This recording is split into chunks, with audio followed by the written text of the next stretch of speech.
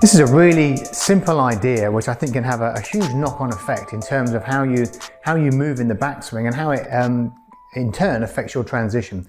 So quick recap, it's all about the lower half. Now we know that our pelvis in our backswing needs to stay positionally very centered. So as we're rotating, we're rotating into this hip socket and the pelvis is rotating like so.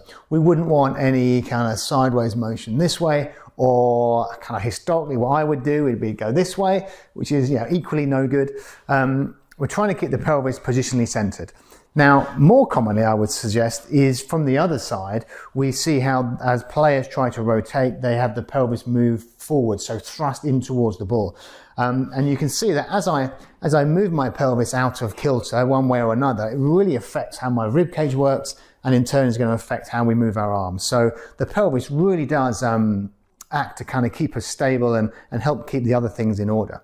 Now, rather than having to think about my knee, my hip, and all these other parts, one thing we can do that can really simplify that process is to think about the pressure that goes down through our right foot.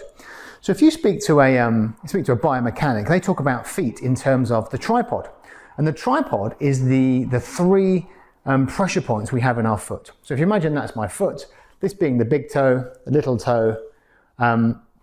The tripod would be the pad underneath the big toe, the pad under the little toe, and right in the middle of the heel.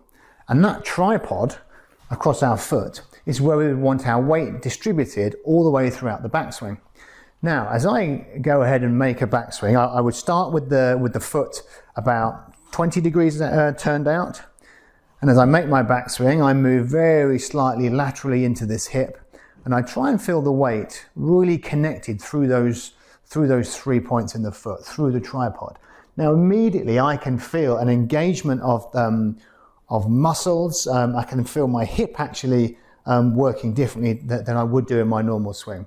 So just trying to keep myself connected to the floor in those 3 points is really starting to engage all this muscular activity up through the right leg, which is keeping me in place as I'm rotating. And then all that kind of positional stuff tends to happen as a result. Whereas if I wasn't as connected to the floor, this is where we start to see the knee turn out, the hip kind of slide this way, etc. Now, the importance of that is, as I'm rotating, I'm still connected to the floor. Now as I start to push off in the downswing and start to get that lovely rotatory movement, I'm going to get that forwards motion of the pelvis, and I'm going to be rotating, and the hips will be at the right level.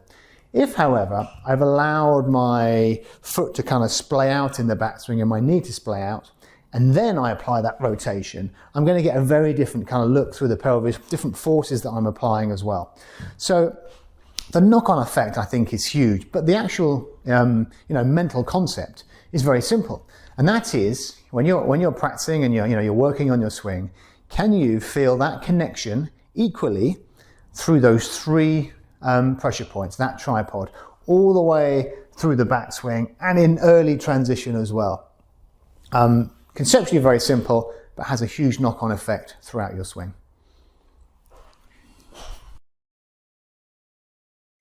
If you've enjoyed this video, then please click subscribe, and I'll keep you up to date with more coaching information.